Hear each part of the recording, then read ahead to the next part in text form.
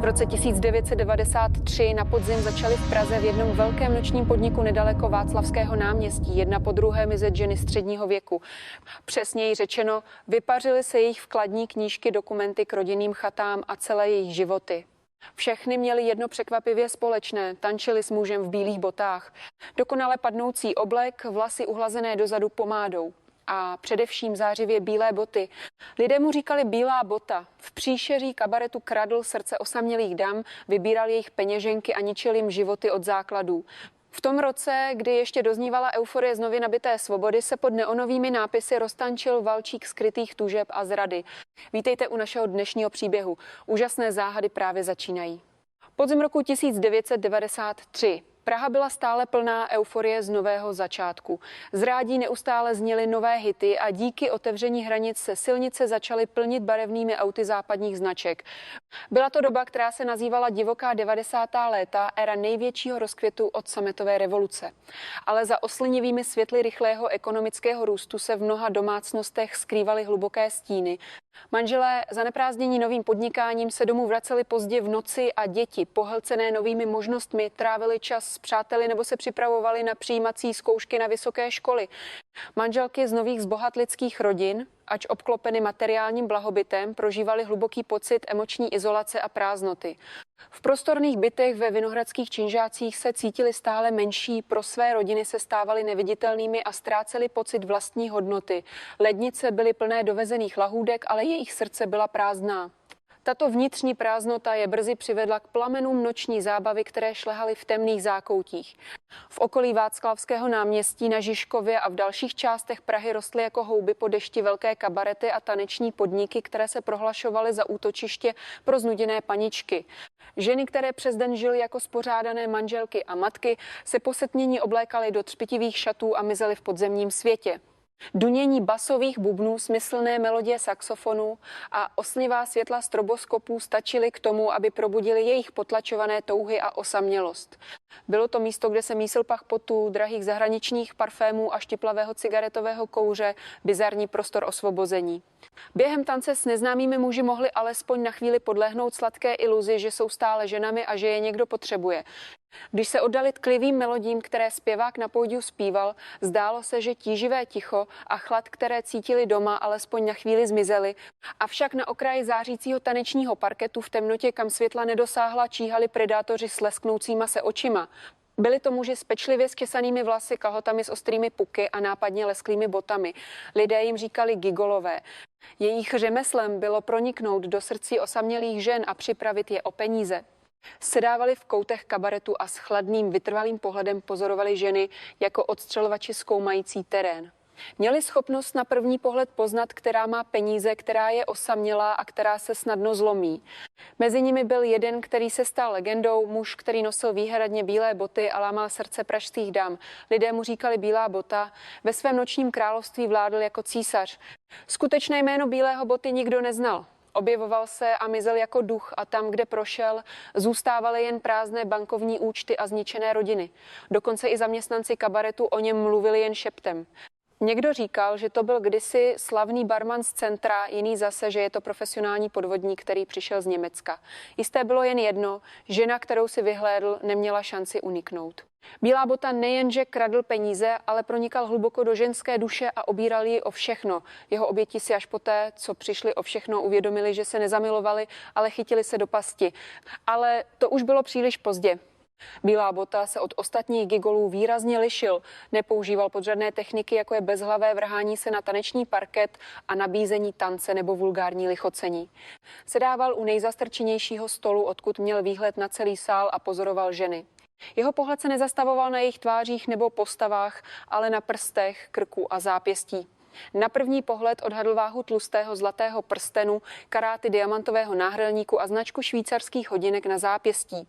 Nejdůležitější pro něj však byly jemné ruce bez známek těžké domácí práce. To byl důkaz, že domácí práce přenechávají uklízečce, což znamenalo finanční zajištění.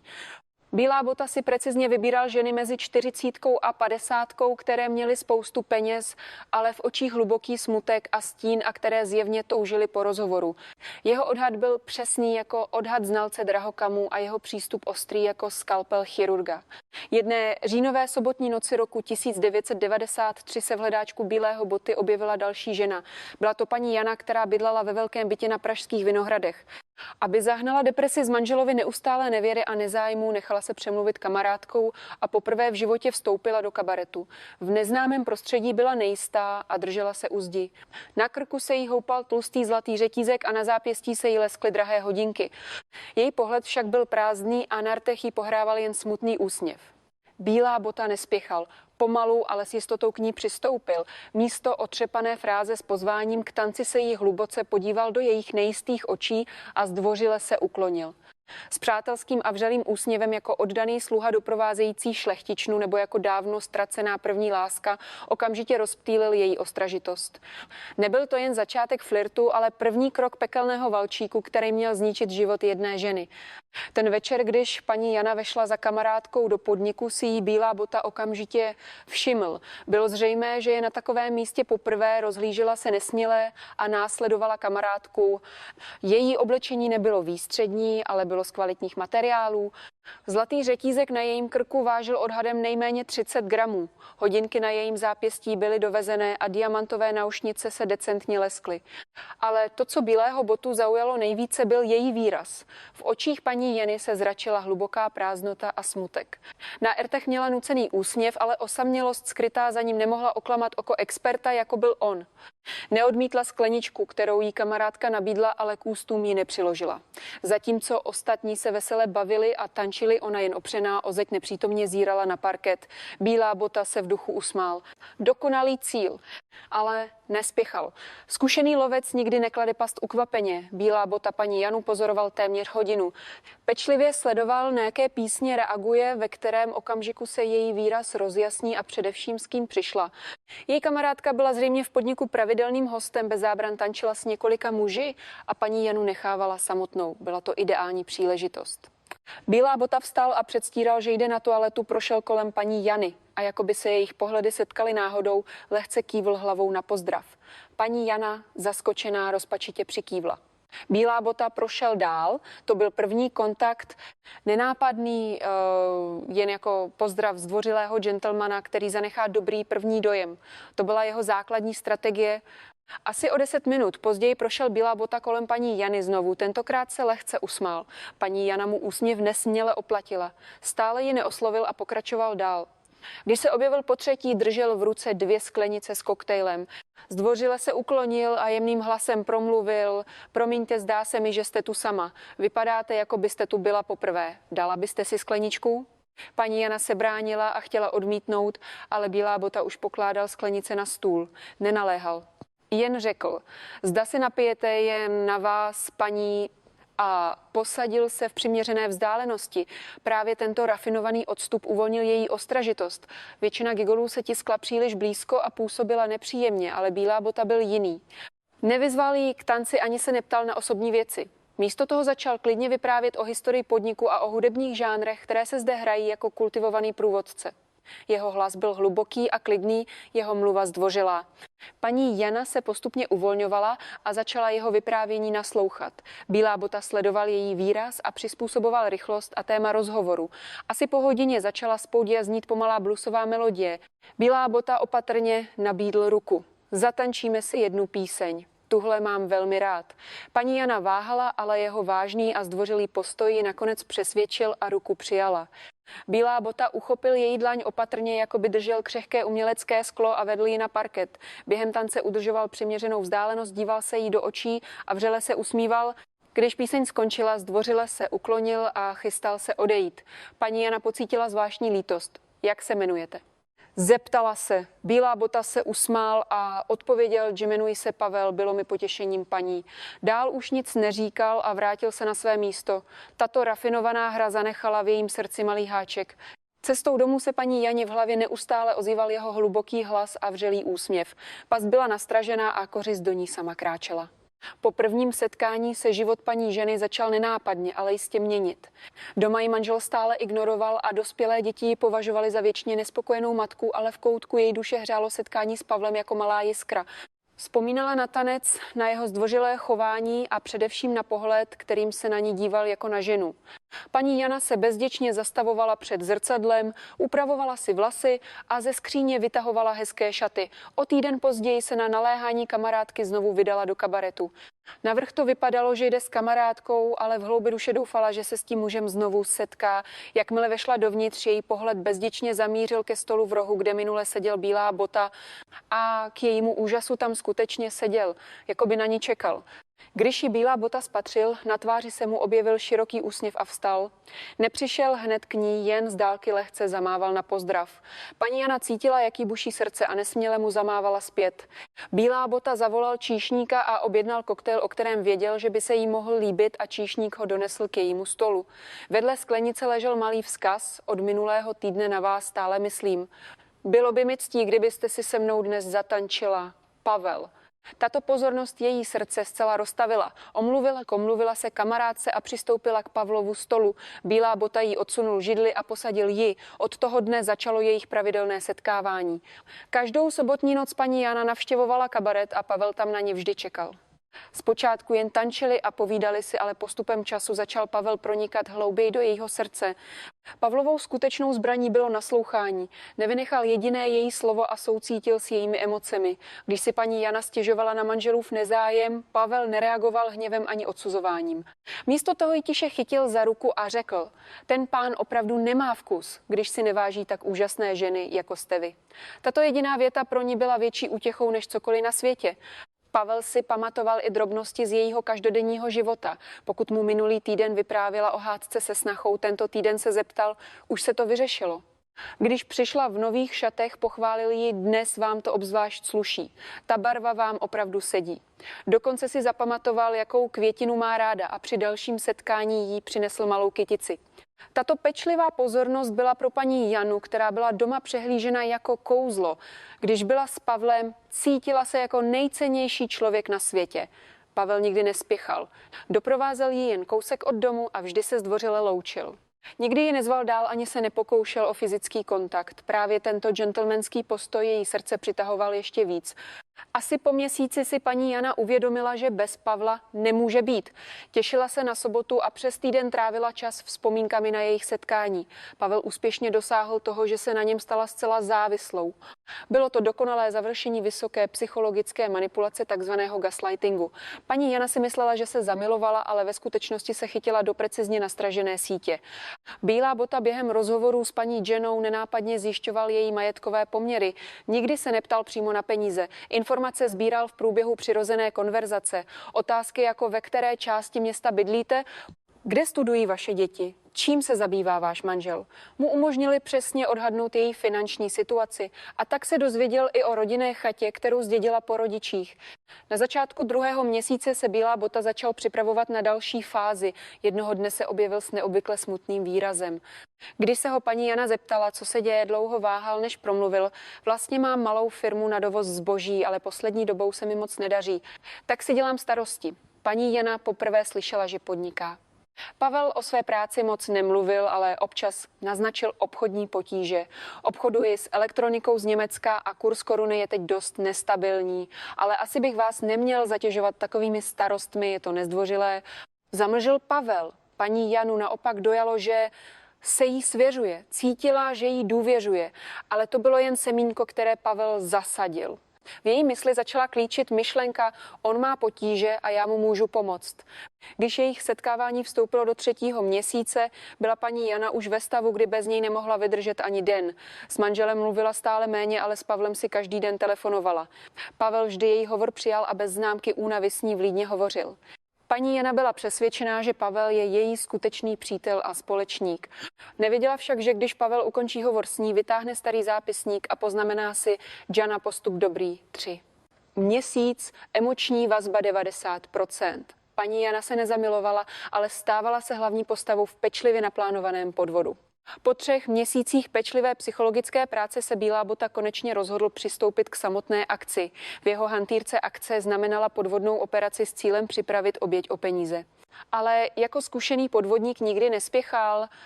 Sestavil si postupný plán začít s malými částkami, aby si vybudoval důvěru a teprve potom usilovat o velkou sumu. Mezi podvodníky se této technice říkalo příprava půdy. Jedné sobotní noci se Bílá bota objevil v kabaretu později než obvykle. Když na něj paní Jana nervózně čekala, vešel s unaveným výrazem. Na rozdíl od svého obvyklého upraveného vzhledu měl mírně povolenou kravatu a ve tváři stopy únavy. Paní Jana se polekala a běžela se ho zeptat, co se vám stalo, nevypadáte dobře. Bílá bota se nuceně usmál a odpověděl, nic se neděje, jen menší problém v práci. Ale po celý večer nebyl ve své kůži. I při tanci se nepřítomně díval do prázdna a na Janiny otázky odpovídal jen napůl. Paní Jana si dělala stále větší starosti. Když se ho nakonec zeptala znovu, Pavel po dlouhém váhání s těžkým srdcem promluvil. Vlastně se mi elektronika z Německa zasekla na celnici v Rozvadově. Je to jen malý problém v papírech, ale pokud rychle nezaplatím klo, budu muset platit penále odběrateli. Paní Janě se sevřelo srdce. Když se zeptala, kolik potřebuje, Pavel zavtěl hlavou a odmítavě mávl rukou. Ne, paní.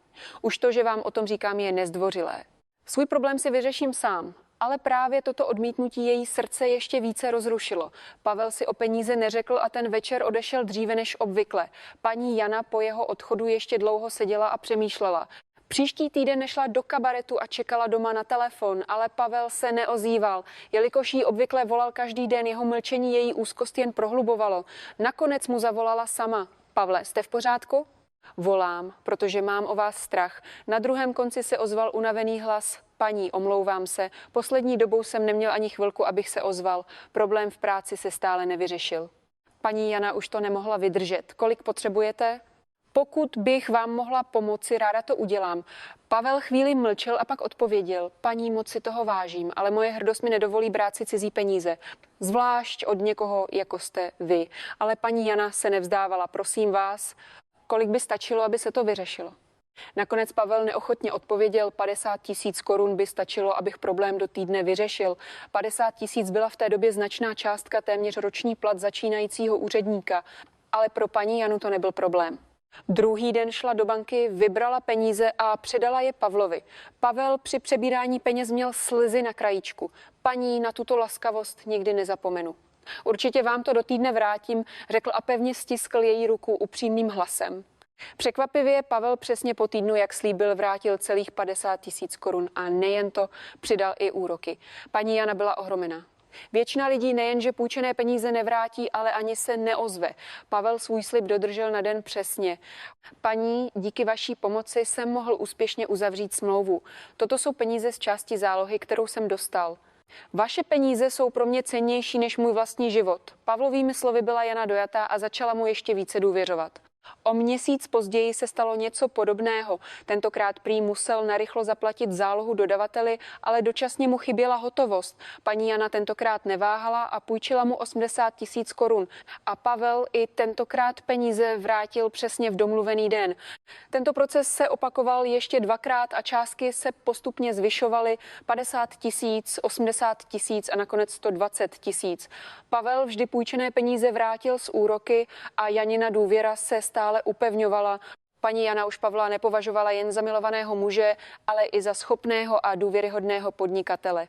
Hrdě se chlubila kamarádkám, ten pán, co znám, je opravdu spolehlivý. Nikdy se nestalo, že by mi nevrátil půjčené peníze. Paní Jana však netušila, že peníze, které jí Pavel vracel, ve skutečnosti pocházely od jiných obětí. Půjčil si od paní A, aby vrátil paní B, a od paní B si půjčil, aby vrátil paní C, tak to spravoval několik žen najednou. V Pavlově starém zápisníku teď vedle jména Jany stálo důvěryhodnost 100%. Příprava na hlavní akci dokončena. Opakovaně si od ní půjčil a vrátil celkem asi 250 000 korun a ona byla nyní připravena půjčit mu jakoukoliv částku. Přesně o to Pavlovi šlo. Poktivým vracením malých částek si vybudovat důvěru a nakonec si připravit o velkou sumu a zmizet. To byl jeho dokonalý podvodný scénář. Paní Jana byla šťastná. Pocit, že může pomoci muži, kterého miluje a že jí on důvěřuje, ji naplňoval. Netušila však, že země, po které kráčí, je ve skutečnosti hluboká bažina a že stačí jediný krok, aby se propadla do bezedné propasti. Bílá bota už připravoval další fázi, hlavní akci, která ji měla připravit o veškerý majetek. Zatímco paní Jana doma toužila po Pavlovi a nemohla spát, on se nacházel v úplně jiném světě. Poté, co ji doprovodil kousek od domu, zamířil rovnou do nelegální herny na okraji Prahy. Gentlemanský a upravený vzhled, který ukazoval v kabaretu, byl pryč. Když vystoupil z taxíku, uvolnil si kravatu a zapálil si cigaretu. Jeho pohled byl chladný a chamtivý. U vchodu do herny zaklepal dvakrát jako heslo a dveře se otevřely.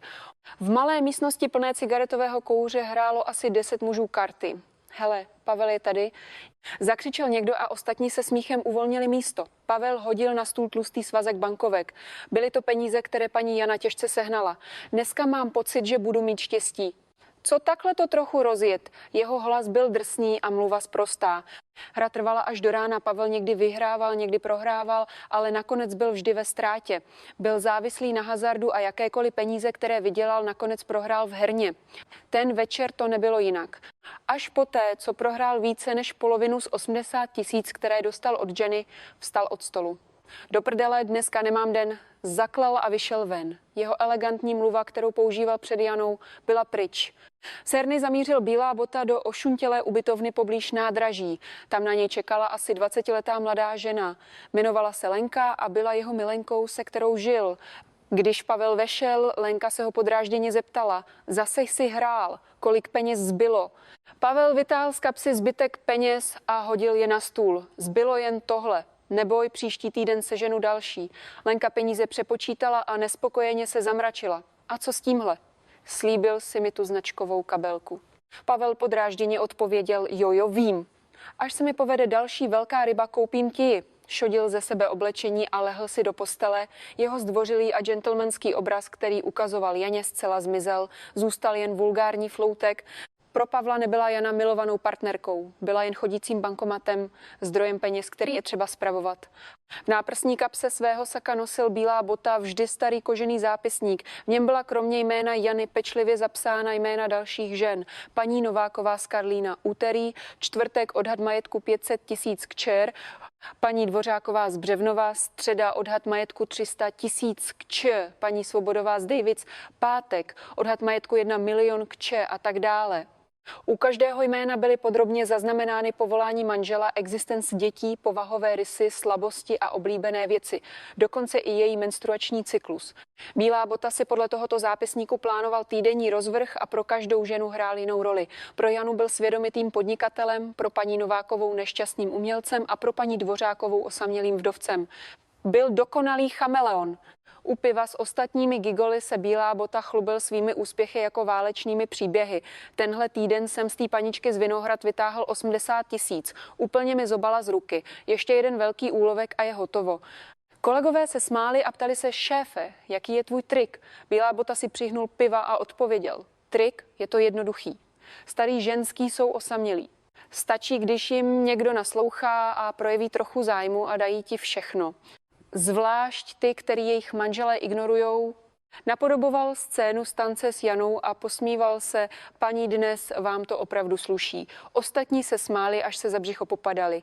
Bílá bota pokračoval: ale peníze od ní jsou fajn, manžel je nějaký papaláš ve stavebnictví, takže doma mají peněz dost. Chystám se ji pořádně oškubat a pak zmizet. Jeden z kolegů se ustaraně zeptal: šéfe, nebojíš se policie? Bílá bota si odfrk: neboj, tyhle ženský to ze studu neohlásí. Kdyby se to dozvěděl manžel, určitě by se s nima rozvedl. Většina peněz, které Bílá bota dostal od Jeny, skončila v hazardu a zbytek byl utracen za luxusní kabelky a oblečení pro Lenku. Občas byly použity na pití s ostatními gigoly nebo na zábavu.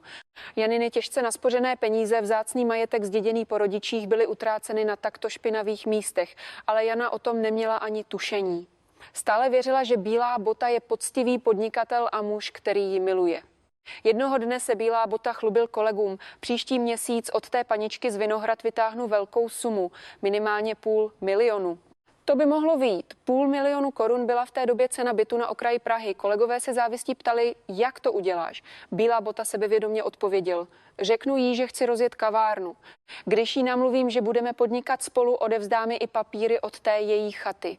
Smál se, jako by vítězství bylo jisté. Bílá bota každé ráno cvičil před zrcadlem, opakovaně trénoval procítěný pohled, gentlemanský úsměv a zdvořilou mluvu, kterou předváděl před Janou. Považoval svou profesi za herectví. Jevištěm byl kabaret, scénář si psal sám a publikem byly osamělé ženy středního věku a honorářem byl jejich veškerý majetek. Bílá bota byl dokonce hrdý na to, jak dokonale tuto roli zvládá. Nevěděl však, že na světě neexistují věčná tajemství a že každá lež jednou vyjde najevo. Některé z žen, které podvedl, už začaly tušit pravdu a oběti si mezi sebou sdílely informace a pátrali po něm.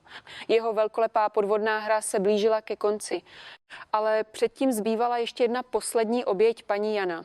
Začátkem jara 1994 se Bílá bota. Měsíce budování důvěry byly jen přípravou na tento okamžik. Bílá bota si operaci pečlivě naplánoval. Věděl, že s pouhou záminkou půjčky velkou sumu nezíská. Musel v Janě zasadit iluzi společné budoucnosti.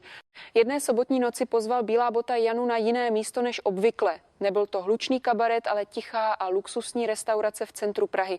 Jana byla překvapená. Bylo to poprvé, co ji Pavel pozval na takto veřejné místo. Když dorazila do restaurace, našla Pavla sedět u stolu se zapálenými svíčkami. Byl oblečen ještě lépe než obvykle a jeho výraz byl vážný. Krátce po začátku večeře Pavel opatrně promluvil: Paní, dnes bych vám chtěl říct něco důležitého, proto jsem vás pozval sem. Jana s napětím čekala na jeho slova. Pavel po dlouhém váhání řekl: abych byl upřímný, už mě unavuje se s vámi takhle schovávat. Chtěl bych se s vámi stýkat otevřeně a snít o společné budoucnosti. Janino srdce začalo rychle být. Pavel pokračoval: chtěl bych s vámi provozovat malou kavárnu. V útulném prostoru s hudbou, kde bychom si mohli pít kávu, číst knihy, cestovat a žít v klidu. Už se nechci schovávat v podnicích, jako je ten náš, ale chci s vámi hrdě podnikat a žít. Janě se do očí draly slzy. To byla přesně ta budoucnost, o které snila. Uniknout z chladného vztahu s manželem a začít nový život. Bílá bota vytáhl z kapsy malý papírek, vlastně se objevilo jedno velmi dobré místo na Malé Straně. Je to obchodní prostor v přízemí, je tam hodně lidí a dobré parkování. Před pár dny jsem se tam byl podívat a je to naprosto dokonalé místo. Ukázal Janě papírek s adresou a jednoduchým nákresem. Problémem je odstupné a náklady na rekonstrukci. Celkem je potřeba asi 500 000 korun a mně chybí 100 000. 500 000 byla obrovská částka. V té době se za to dal koupit byt na okraji Prahy, ale Bílá bota to řekl chytře. Samozřejmě vás nechci zatěžovat. Z mého kapitálu chybí jen 100 000. Tohle není půjčka, ale investice. Vy byste se stala spoluinvestorkou, zisk bychom si dělili na půl a kavárnu bychom provozovali společně. Pavlova slova zněla velmi logicky a přesvědčivě. Jana se zamyslela, 100 000 nebyla malá částka. Ale když pomyslela na společnou budoucnost s Pavlem a na důvěru, kterou jí dosud prokazoval, zdálo se, že se investice vyplatí. Pavel na ní netlačil. Paní, v klidu si to promyslete, nechci na vás nějak tlačit, jen jsem vám to řekl, protože pokud tuto příležitost propásneme, takové dobré místo se už nemusí objevit. O několik dní později se Jana rozhodla. Tajně před manželem zastavila u lichváře rodinnou chatu, kterou zdědila a půjčila si 200 000 korun. Zrušila vkladní knížku, kterou si šetřila a přidala k tomu tajně naspořené peníze. Celkem dala dohromady 400 000 korun, ačkoliv Pavel říkal, že potřebuje jen 100 000, Jana připravila více pro případné další náklady. V domluvený den Jana s třesoucíma se rukama předala Pavlovi tlustou tašku. Bylo v ní 400 000 korun. Pavel tašku otevřel a předstíral překvapení. Paní, to je mnohem víc, než jsem žádal. Jana se stydlivě usmála a řekla: připravila jsem víc pro jistotu. Ať je naše kavárna opravdu krásná. Bílá bota ji dojatě chytil za ruce. Paní, moc děkuji. S těmito penězi určitě uspěji a udělám vás šťastnou. Objal ji. Jana se v jeho náručí cítila šťastná. Měla pocit, že konečně začíná její nový život. Netušila však, že Pavlovo vřelé obětí nebylo projevem lásky, ale triumfálním gestem predátora po úspěšném lovu. V tu chvíli už měl v hlavě spočítáno 400 000. Vytěžil jsem víc, než jsem čekal. Je čas to tu zabalit. Ten večer se Bílá bota vrátil do ubytovny a přidal svazky peněz Lenz. Tak tentokrát to byla trefa do černého. Vydělal jsem 400 000. Lence se rozšířily oči a začala peníze počítat. Páni, to je fakt bomba, konečně si budeme žít. Bílá bota si spokojeně zapálil cigaretu.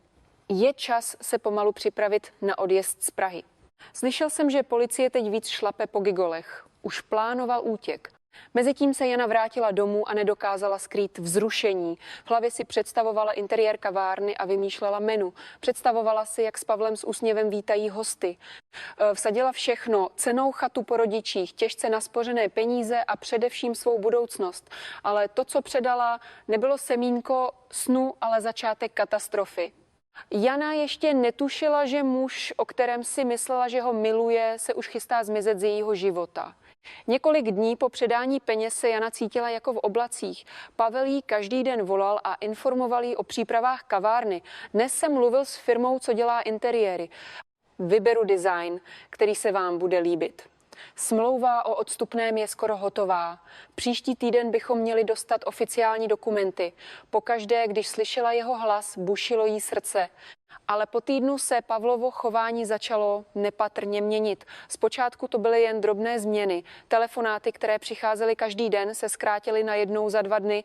Když mu zavolala ona, krátce odpověděl, zrovna mám schůzku s dodavateli a zavěsil. I schůzky odkládal s výmluvou, že je příliš zaneprázdněný. Jana si nejprve myslela, že je opravdu zaneprázdněný, kápala, že přípravy na otevření kavárny musí být hektické. Ale s postupem času její neklid rostl. Když uplynuly 2 týdny, už to nemohla vydržet. Vydala se sama na malou stranu na adresu, kterou jí Pavel dal, ale na místě nebyly žádné stopy po rekonstrukci kavárny. Byl to jen obyčejný prázdný obchod s nápisem K pronájmu. Janě se sevřelo srdce. Vešla do realitní kanceláře a zeptala se, byla tato nemovitost v poslední době pronajata. Majitel realitky zavrtěl hlavou, ne, stále je volná. Proč? Janě se podlomily nohy a málem se na místě zhroutila. S třesoucíma se rukama zavolala Pavlovi. 1, 2krát, 3krát. Telefon byl stále vypnutý. Několik dní mu volala desítkykrát, ale Pavel to ani jednou nezvedl. Šla i do kabaretu, ale neukázal se. Když se zeptala personálu, dostala jen odpověď. Ten pán se tu poslední dobou neukazuje.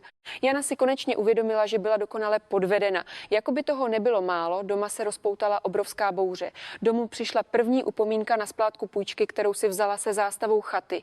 A objevil ji její manžel, co to má být. Ty si zastavila naši chatu a půjčila si 200 000. Jeho hlas byl plný hněvu. Jana nemohla říct ani slovo. Kde si ty peníze utratila? Mluv. Pod manželovým nátlakem se nakonec ke všemu přiznala. K muži z kabaretu, k podnikání s kavárnou i ke 400 000. Když manžel slyšel pravdu, jeho tvář se zkroutila vzteky. Ty se zbláznila, věřila si chlapovi z kabaretu a dala mu 400 000. Praštil pěstí do stolu, kvůli tobě je tahle rodina na dně. Okamžitě vypadni. Jana prosila o odpuštění, ale manželův hněv neustupoval. Řekl jsem vypadni. S takovou ženskou jako ty už nemůžu žít ani den. Druhý den se ozvala i banka. Ukázalo se, že vkladní knížka, kterou zrušila, aby dala dohromady 400 000, byla ve skutečnosti vedena na jméno jejího manžela. Úředník chladně řekl, neoprávněné zrušení vkladní knížky může být považováno za zpronevěru. Jana cítila, jak se jí všechno hroutí. Majetek, rodina, čest, vše bylo ztraceno. Zůstaly jen dluhy a hanba. I děti se k ní otočily zády. Její syn, student vysoké školy, řekl, nemůžu uvěřit, že máma udělala něco takového. Stydím se, nemůžu se ani podívat kamarádům do očí a zavřel se v pokoji. Tchyně jí do telefonu křičela, udělala si naší rodině ostudu, okamžitě se rozveď. Jana byla naprosto izolovaná, přátelé se jí jeden po druhém přestali ozývat. Dokonce i kamarádka, se kterou chodila do kabaretu, se jí vysmála. Já bych takovou hloupost neudělala. Byla si příliš naivní. Nakonec byla Jana vyhozena z domova. Manžel jí podal žádost o rozvod a Jana neměla sílu se bránit. Zbalila si jen pár kousků oblečení do malého kufru a odešla. Neměla kam jít. I její rodina ji odmítla se slovy, že jim udělala ostudu. Jana začala pracovat jako uklízečka a našla si malý pokojík v podnájmu. Dříve paní z luxusního bytu na Vinohradech nyní uklízela cizí záchody. Ale to, co Janu trápilo nejvíc, nebyla materiální ztráta. Byla to zrada a hanba. Skutečnost, že muž, o kterém si myslela, že ho miluje, byl podvodník, který se k ní přiblížil jen proto, aby ji oklamal a že se tak snadno nechala napálit, byla zdrcující. Každou noc plakala do polštáře. Jak to mohl udělat? Jak mohl někoho takhle podvést, ale Bílá bota neodpovídal, z jejího života se zcela vypařil. Jana naposledy navštívila adresu, kterou jí Pavel dal.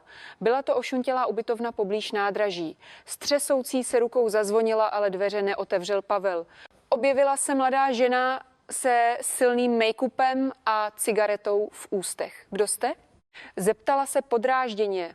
Jana řekla, že hledá Pavla, ale žena odpověděla, takového neznám. Majitel se tu změnil před měsícem a zabouchla dveře. Jana se zhroutila na studenou podlahu chodby. Všechno byla lež. Pavlova něžná slova, teplý úsměv, upřímný pohled, společné sny o budoucnosti, všechno bylo pečlivě nacvičené divadlo. Nezamilovala se, ale chytila se do pasti a teď za to platila. Ztratila víc než 400 000 korun. Rodinu, čest, sebeúctu a víru v lidi. Stojíc na mostě přes Vltavu Jana několikrát přemýšlela o skoku, ale to, co ji zastavilo, nebyla naděje na život, ale touha po pomstě Bílému botovi. Takhle umřít nemůžu. Musím ho najít. Musím zařídit, aby si prožil to samé. Z Janiných očí místo slz vytryskla nenávist. Od toho dne měla v životě nový cíl – najít a potrestat Bílého botu. Se vším ztraceným se Jana opřela o zábradlí mostu. Chladný kov cítila v dlaních. Podívala se dolů na temnou, vířící vodu. Zdálo se, že skok by ukončil všechnu bolest. Už by necítila hanbu, zradu ani zoufalství. Ale v okamžiku, kdy se chtěla naklonit, se jí vybavila tvář Bílého boty s úsměvem. Ten podlý úsměv, ten falešný pohled a představa, jak se bavil, když ji podváděl. Ne, takhle zemřít nemůžu. Jana stáhla ruce ze zábradlí. Silnější pocit než smrt jí držel při životě. Byla to touha po pomstě. Kdyby zemřela, pamatovali by si ji jen jako hloupou ženu, která kvůli milenci zničila rodinu a Bílá bota by zůstal nepotrestán a dál by ničil životy jiných žen. To v žádném případě nedopustím. Musí si prožít to samé, co já. Jana zaťala zuby. Toho večera slzy v jejich očích vyschly a nahradilo je chladné odhodlání. Druhý den ráno se Jana nevydala na policii, ale jinam. V té době byly podvody často považovány za občanskoprávní delikty a policie, zvláště u finančních transakcí mezi mužem a ženou bez jasných důkazů, nezasahovala příliš aktivně.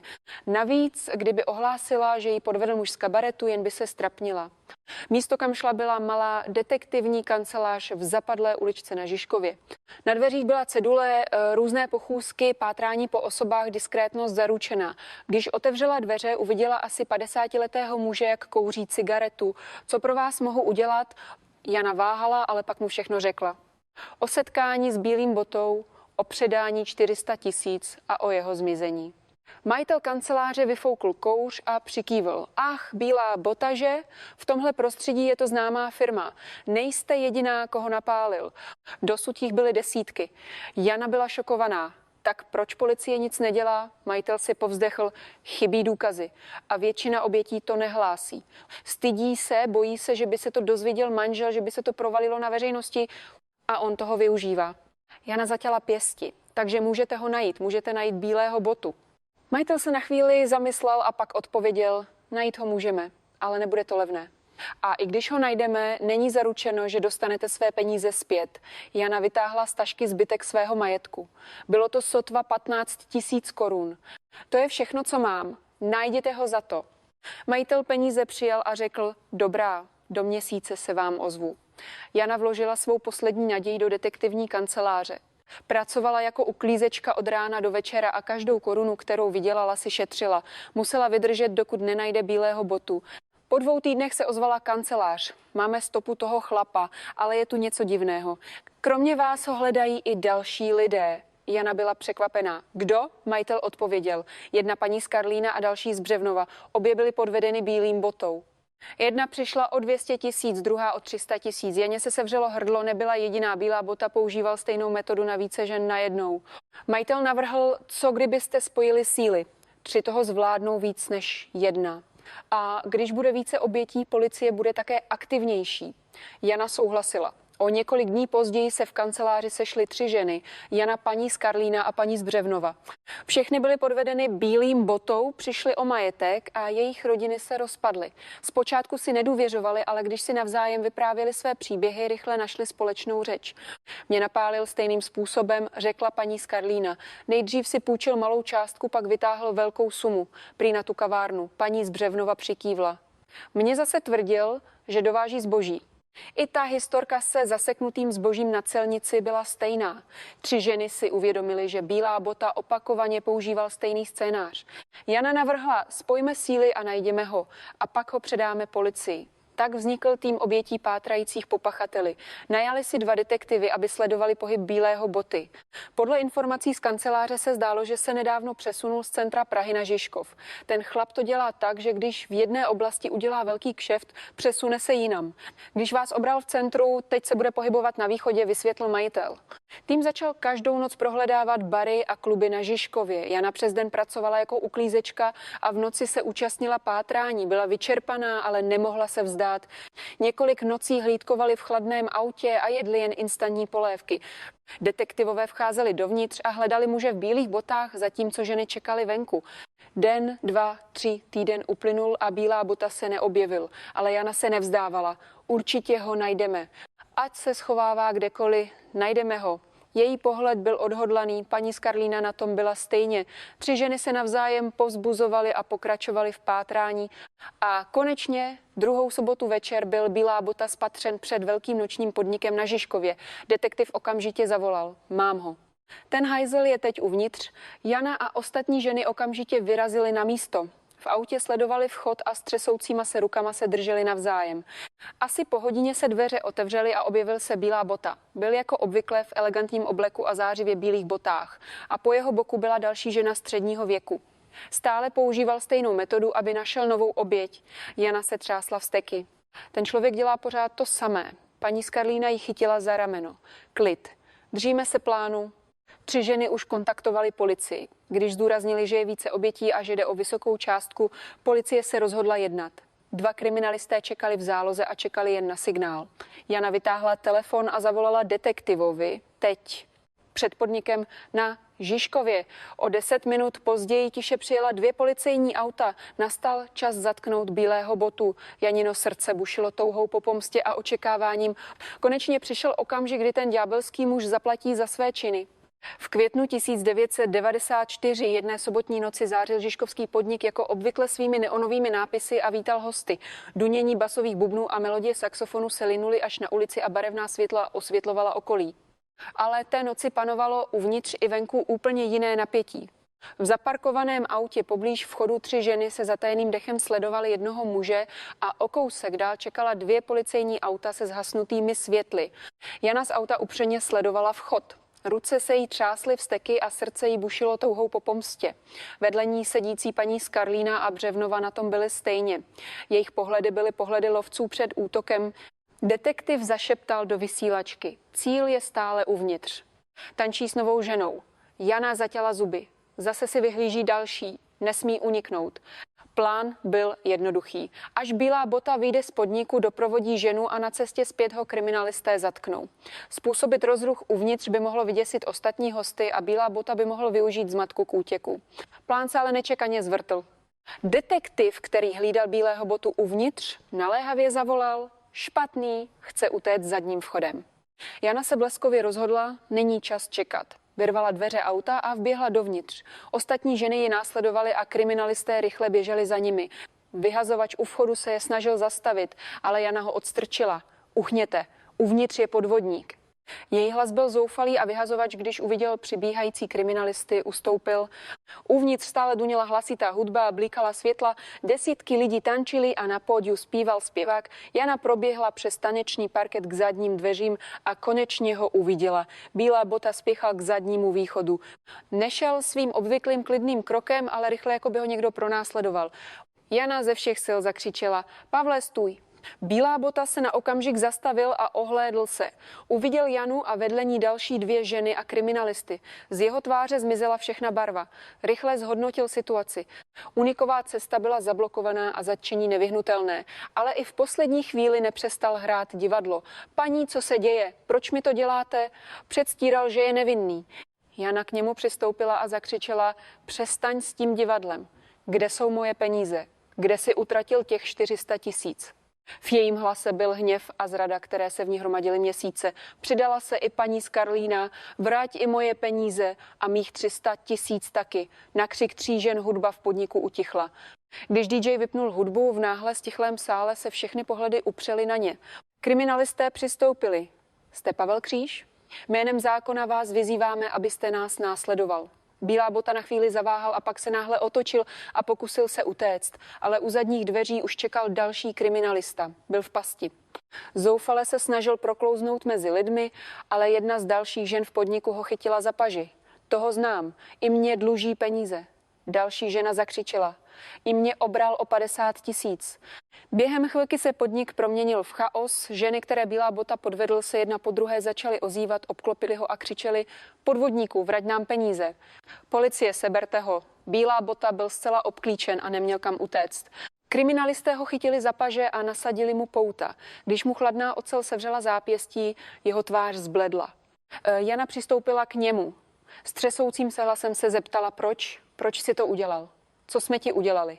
Bílá bota se skloněnou hlavou mlčel. Jana pokračovala, všechno, co si říkal, byla lež. I to, že mě miluješ. I ten slib společné budoucnosti. Bílá bota stále mlčel. Ale jeho mlčení bylo odpovědí. Všechno byla lež. Jana už to nevydržela. Chytila ho za límec.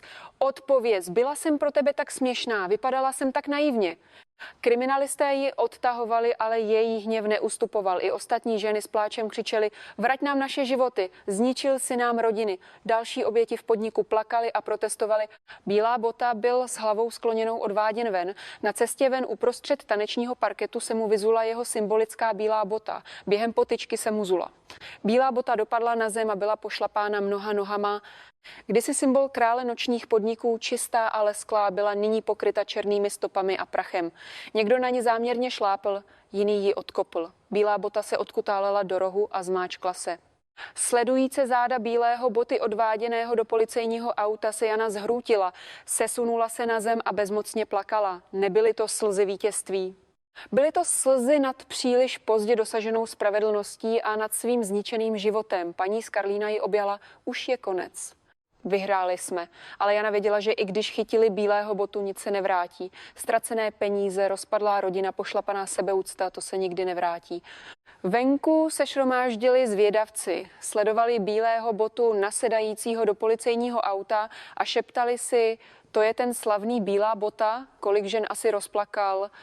Dobře mu tak. Bílá bota seděl na zadním sedadle a nepřítomně zíral z okna. V jeho očích už nebyla žádná jistota ani sebevědomí, jen lítost a strach. Když se auto rozjelo, zvuk sirény prořízl noční ticho. Druhý den se v novinách objevil článek s titulkem Pražský gigolo dopaden. V článku se psalo, že Bílá bota během posledních 2 let podvedl nejméně 30 žen středního věku o celkovou částku přesahující 3 miliony korun. Policejní vyšetřování odhalilo, že systematicky podváděl 5 až 6 žen najednou a vydělané peníze většinou prohrál v hazardu nebo utratil za zábavu. Skrytý majetek téměř žádný neměl a šance, že oběti dostanou své peníze zpět, byla mizivá. Jana četla noviny s hořkým úsměvem. Bílá bota byl dopaden, ale její život byl už nenávratně zničen. Rozvedla se s manželem, s dětmi se nestýkala a všichni přátelé ji opustili.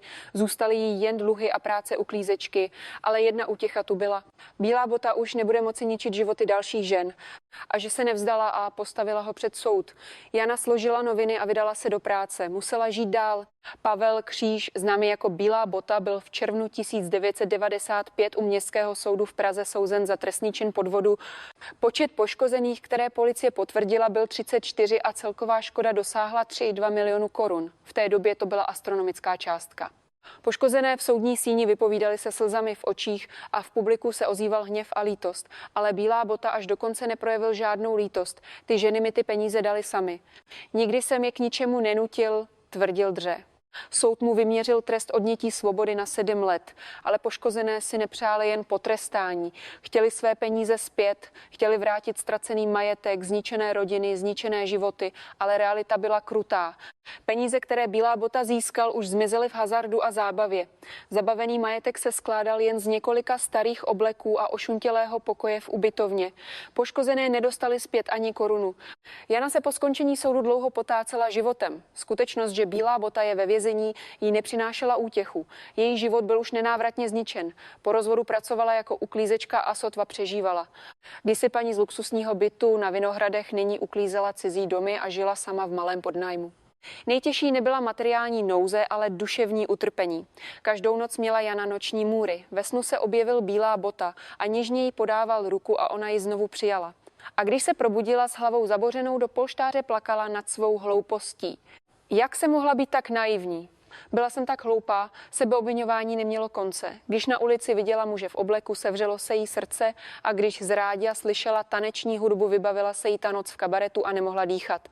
Paní z Karlína a Břevnova na tom byly podobně. Paní z Karlína se s manželem nikdy neusmířila a začali žít odděleně a paní z Břevnova trpěla tak těžkou depresí, že musela podstoupit psychiatrickou léčbu. 3 ženy se občas setkávaly a navzájem se utěšovaly, ale jejich setkání byla vždy plná těžkého ticha. Chytili Bílého botu, ale nebyli vítězkami. Spíše byli přeživšími války, které si nesly celoživotní jizvy. Když vláda v polovině 90 let vyhlásila boj proti organizovanému zločinu, stali se gigolové z nočních podniků terčem rozsáhlých razí. Případ Bílého boty se stal mediálně známým. Kultura gigolů v kabaretech byla společensky odsouzena a mnoho podniků se zavřelo nebo změnilo zaměření. Ale samotní gigolové nezmizeli. Jen se stali opatrnějšími, jejich metody rafinovanějšími a pokračovali ve své činnosti. Místo kabaretů se přesunuli do fitness center, luxusních restaurací a později na internetové seznamky. V roce 2002 byl Bílá bota propuštěn po odpykání trestu. Během 7 let ve vězení ho nikdo nenavštívil. Jeho milenka Lenka i jeho kolegové ho opustili. Po propuštění se po něm slehla zem. Říkalo se, že se přestěhoval do malého města, změnil si jméno a že je tam. Jiná fáma tvrdila, že hned po propuštění se znovu dopustil podvodu a byl zbyt rodinou oběti a skončil v nemocnici. Jisté nebylo nic. Na začátku nového tisíciletí Jana v rozhovoru pro místní noviny opatrně vyprávila svůj příběh. Rozhovor byl poskytnut pod podmínkou anonymity. Dodnes toho lituji, ale tehdy jsem byla opravdu osamělá. Byla jsem šťastná jen z toho, že mě někdo poslouchá a chová se ke mně jako k ženě. To byla moje slabost a on ji přesně využil. Janin hlas se stále třásl. Doufám, že ostatní neudělají stejnou chybu jako já. Na světě není nic zadarmo. Na konci rozhovoru se jí reportér zeptal: dokážete Bílému botovi odpustit? Jana dlouho mlčela a pak odpověděla: odpustit mu nemůžu. Ale nenávist k němu už také polevila. Nenávist také stojí energii. Teď už chci jen v klidu dožít zbytek života. V její tváři byla hluboká únava a rezignace. Už nebyla ani paní z Vinohrad, ani milenka Bílého boty. Byla jen ženou středního věku, která poznala hořkost života. Případ Bílého boty ukázal temnou stránku české společnosti na pozadí rychlého ekonomického růstu 90 let. Odkryl, jak velké jizvy může zanechat lidská osamělost a prázdnota uprostřed materiálního blahobytu a zločinné jednání, které toho využívá. Oběti nestratili jen peníze, ale i celý svůj život. Rodinu, čest, sebeúctu a víru v lidi. Od té doby uplynulo více než 20 let. Většina kabaretů zmizela, ale podvodníci stále existují. Přesunuli se na sociální sítě a seznamovací aplikace, kde hledají nové oběti. Metody se změnily, ale podstata zůstala stejná: proniknout do srdce osamělého člověka, vybudovat si důvěru a pak ho o všechno připravit. Bílá bota byl symbolem jedné éry, ale zlo, které představoval, překračuje dobu a je stále mezi námi. Jana Tyše zemřela v roce 2015. Na její pohřeb nepřišli ani její děti, ani staří přátelé. V obřadní síni byly jen paní z Karlína a Břevnova a několik dalších obětí s podobným osudem. Před její rakví se v tichosti poklonili a beze slova plakali. Mezi Janinými věcmi se našla i uvadlá kytice, kterou jí kdysi daroval Bílá bota. Celý život si ji nechala, i když věděla, že to nebyla láska, možná chtěla věřit, že alespoň v ten okamžik to bylo skutečné. Tanec, který začal té noci v roce 1993 pod oslnivými neonovými světly, zničil životy mnoha lidí. Bílého boty byly pošlapány a ušpiněny na podlaze kabaretu, ale jizvy, které zanechal, se nikdy nezahojily. Co si o tom myslíte vy? Může osamělost zatemnit i ten nejlepší úsudek? A jak můžeme zabránit lidem jako Bílá bota? Děkujeme, že jste sledovali náš pořad. To byly úžasné záhady.